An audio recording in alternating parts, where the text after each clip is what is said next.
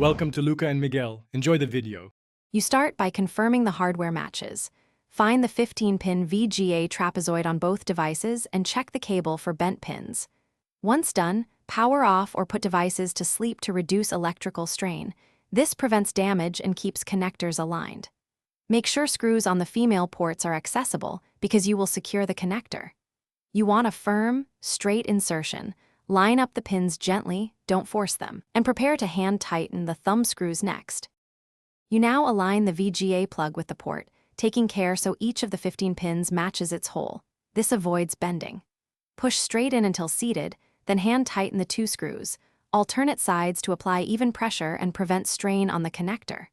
Once secured, route the cable to avoid sharp bends or pinching. Use clips or ties to relieve stress.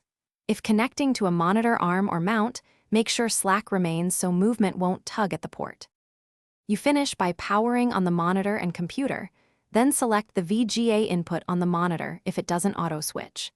Make sure to adjust resolution and refresh rate in your system display settings so the image is clear and matches the monitor's native specs.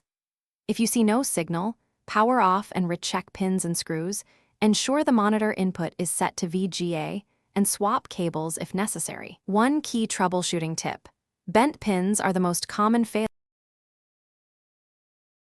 Thanks for watching and please subscribe. It's the best investment you'll ever make.